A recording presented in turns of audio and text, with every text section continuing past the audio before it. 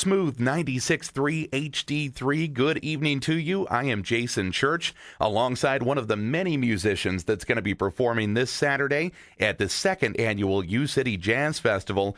It is going to be a day filled with great music, great local talents from around St. Louis, and it is going to be gorgeous outside. We're talking a high of like 70 degrees, and it's going to be sunny all day long, so you have no excuse not to come out and check it out. Plus, the whole thing is free.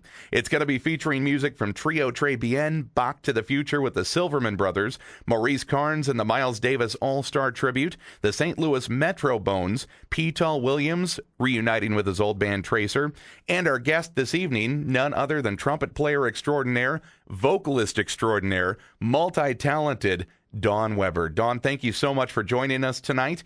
And we're going to hear a little bit more about the festival here in a little bit. But first things first, we want to get to know you a little bit better. Now, I said you'd play the trumpet. How did you end up getting involved playing the trumpet? What was your inspiration? Well, actually, when I was a kid and I saw the movie Star Wars, I knew that I always wanted to be a trumpet player.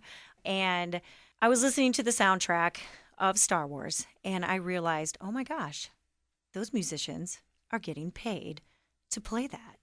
And that's when I realized that you could actually be a professional musician. I had no idea. I thought the only thing to go into was teaching. And then once I figured that out, I knew that I wanted to be a professional trumpet player. I came from a very, very small town called Waukon, Iowa. It's right on the border of Minnesota and Wisconsin. I knew that I was going to have to figure out a way to go out so I could study at an early age to try and make it. And I found a school called North Carolina School of the Arts. It is a high school and a college. And I sent an audition tape in, and I got accepted. So at the age of 16, I got on a Greyhound bus and went all the way from the north, all the way down to the deep south to start studying trumpet seriously. Now, why trumpet? It's kind of funny because in elementary school, when they bring you into the room to see what instrument that you're going to choose, I was going to choose the flute because all my friends were playing the flute. But the flute did not like me. I could not make a sound on the flute no matter how hard I tried. And then they put a trumpet in my hand. They had me play one note. It came out. They had me go higher. It popped out. They had me go even higher. It popped out. They had me go even one more, and it popped out, and they said, "You are a trumpet player." And I didn't want to accept it at first. So actually, when I look back, it's the trumpet that actually picked me instead of me picking the trumpet. I love it, but it's got its difficulties, that is for sure. Oh, sure. Now, as far as the trumpet is concerned, let's talk about that first before we hit singing. With the trumpet, who would you say are your major influences other than the Cantina Band on Star Wars and John Williams? You know, it's just so many people. I was never the type of person that listened to just one style of music. So I kind of, when I left for school, I was directed into the classical side of things, which was Maurice Andre, Wynton Marsalis, who actually Wynton Marsalis, as everybody knows, does both. But originally I first started listening to him as a classical player. So it was at first mostly a lot of the classical trumpet players. The teacher that I studied with in high school was a teacher at Juilliard named Ray Mays, and they would fly him down once a week. He is just such an amazing, amazing player. So I was lucky to have a teacher that I really looked up to their playing and wanted to be like. And then when I went to, I changed to go to a conservatory up at Cleveland Institute of Music, and there I studied with the principal trumpet player of the Cleveland Orchestra. Oh, wow. And so I was, at that school, groomed to be an orchestral player. All you do is orchestral, orchestral, orchestral. But I was one of the people at the conservatory that dabbled in other styles of music. I listened to hip-hop. I listened to Latin music. And so while I was at the conservatory studying to be an orchestral player, I was playing in salsa bands. I was playing in rock bands. I was taking private jazz improv lessons. That's then when I started to kind of open up my ears to other trumpet players. Of course, Dizzy Gillespie, Clifford Brown, just amazing. It's pretty much like everybody, the whole spectrum of every style of trumpet playing that I really listen to. And there's so many trumpet players that are so different. Like Chet Baker is completely different from like Dizzy Gillespie, which is a very cool thing that it's not where you have to be a scream player like Maynard Ferguson to be able to make a living playing the trumpet. You can have a unique sound. You can have your own style. I mean, there's just so much that you can do with the trumpet. Now, Dawn, we mentioned earlier that you also sing. I have to wonder which came first, singing or the trumpet? My dad was a saxophone player. He was a musician. I grew up singing, like he would have, his daughters come up and sing a song. And I did choir at junior high. Through that, when I left home to be a trumpet player, I was like, this is all I'm going to be. I'm not going to be a singer. And I didn't think I was a very good singer. And of course, at the time, I really wasn't that fabulous of a vocalist. When I moved here to St. Louis and I started playing with a group called Vargas Swing, one night I, on a dare, decided, the dare was that I would sing Take the A Train. I sang it, I scatted on it, and they said, okay, now from now on, you're going to sing that song every single night. So then I actually started writing songs, and before you knew it, I started singing more and more.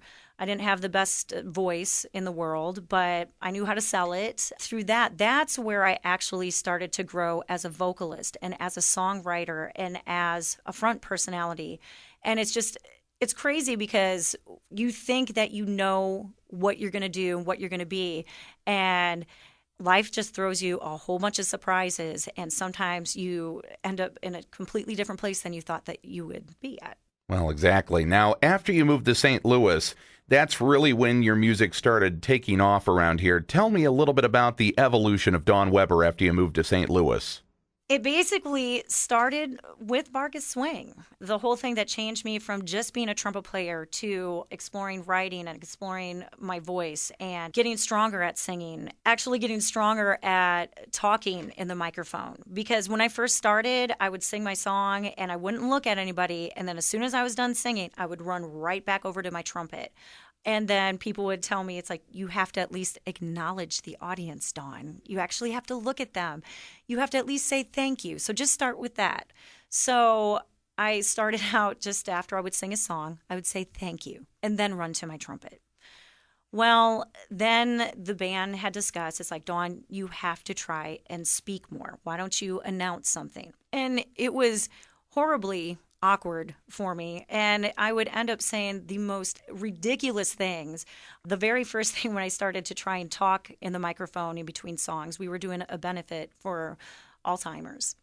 And so I didn't really know what to say. So the only thing that I could say was like, I am so glad that we're doing this benefit for Alzheimer's because I know I'm going to get it. And everybody just like their jaw dropped open. I'm like, what did I say? And it would be just comments like that I didn't know how to be a front person. But then gradually, the more that you do it and you step out of your shell, you do get more comfortable with it. But even still, sometimes now, I have to like kind of banter, and sometimes you got nothing. So sometimes you're on fire, you can come up with all these witty things to say, but yeah, sometimes you just got nothing. Now, from Vargas Swing, where do we go from there? Well, Vargas Swing, we had gone on the road, and when we came back from being on the road for about a year, all of a sudden, the whole scene had changed. It had kind of died off. And so people decided to kind of separate and do their own thing. So Vargas Swing became Vargas. And so that left me able to write not just swing music. We opened it up well, whatever I came up with, it was okay. Well, then we also got with a couple other cats with Don Tinsley, Christian Unken, Reese Edgiston, where we developed a group called the Urban Jazz Naturals, which is like a house music is a form of electronica. That became a really popular group. We wrote some really good songs. And I think I'm trying to think how long that was, maybe another 4 years. I was able to get my feet wet in a different style of music. And so that also helped me grow. And then I kept, with the experience of singing, becoming a front personality, I just kept kind of growing and evolving from there. After that, then I had played with Maurice Edgiston in a group called Mo and Dawn for a while. And then 4 years ago, I had developed this group called the Electro Funk Assembly. What I had also developed was a 6-piece soul funk groove project, which was Treble Clef Palette. Now it is Naked Rock Fight. And I've also bringing out the old Vargas tunes, and I'm calling it Dawn's Swing and Blues Set.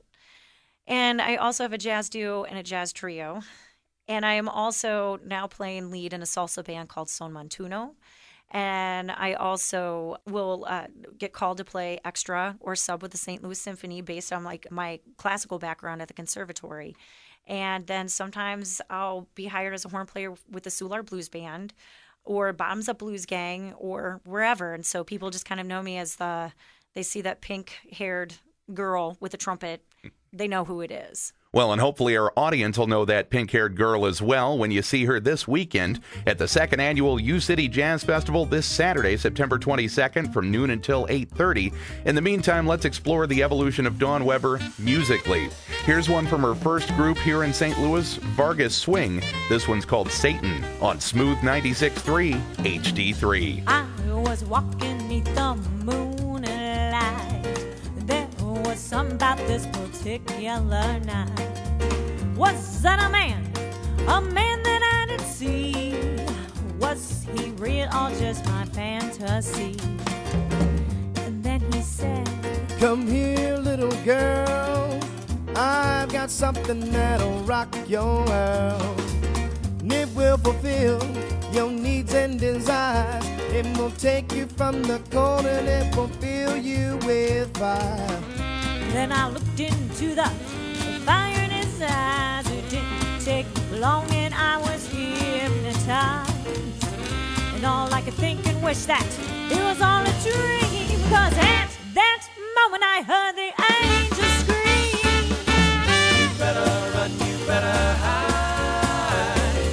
He's gonna get yourself inside. You better move, you better run. Better lock your doors because here he comes. And at that moment I saw also clearly that was no ordinary man in front of me. It was the devil himself that I did see. I asked him what he wanted, he said he wanted me. You see, little girl, I've got an appetite for souls like yours on a particular night. Give me your soul so I can feed, and I will fulfill all of your needs. I didn't know what to do. I almost caved in and gave my soul to immortal sin. Oh, but I broke away and screamed out, oh, no, no, no, I'm not gonna let you take my soul. You better run, you better hide. He's gonna get yourself inside. You better move, you better run. Better lock your doors because here he comes.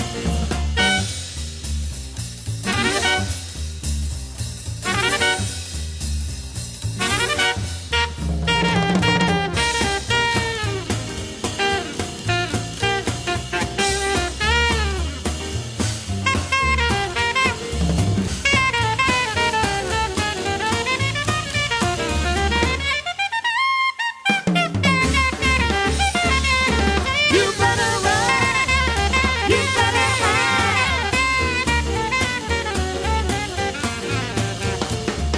You better run, you better hide.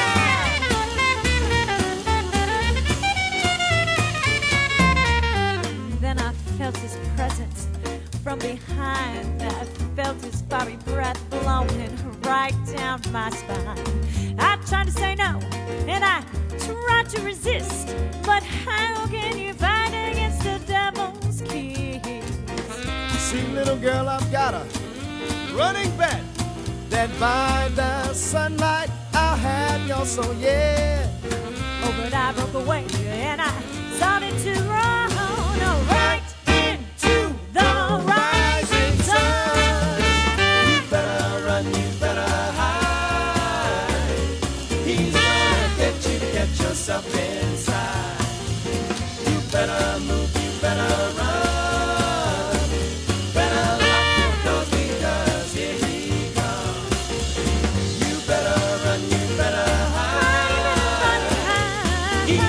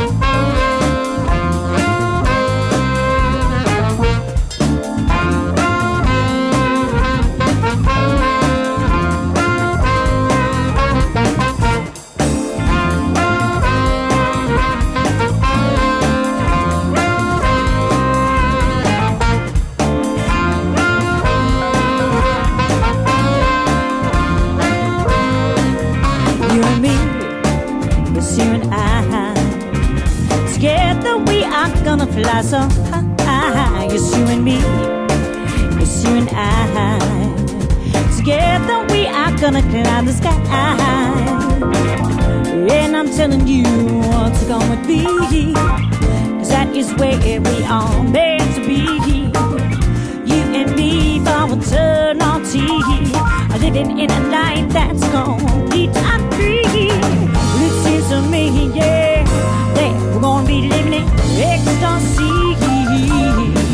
Oh, and I know, oh yes I know, if you will come and there, we can fly so free. Yeah, it seems to me, yeah, that we're gonna be living in eternal harmony. Yeah, we'll just take my hand and we'll see. Yes, we will fly. Yes, we will fly.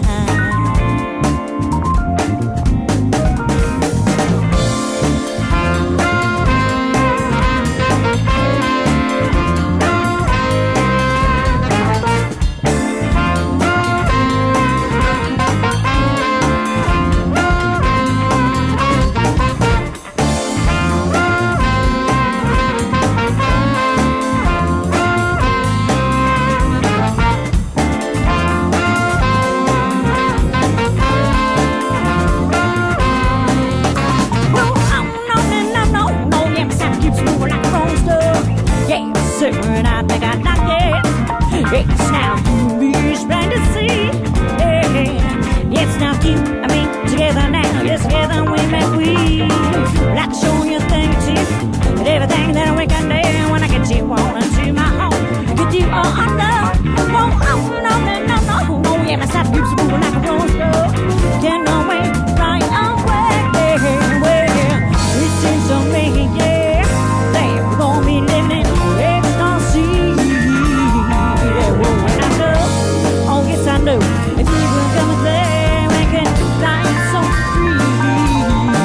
Yeah, it seems to me, yeah, they were gonna be living in harmony. Well, just take my hand and you see, yeah. Yes, we will fly. Yes, we'll fly. Gonna fly away. Gonna fly away to a better day. Yes, you and me are gonna fly away to a better day.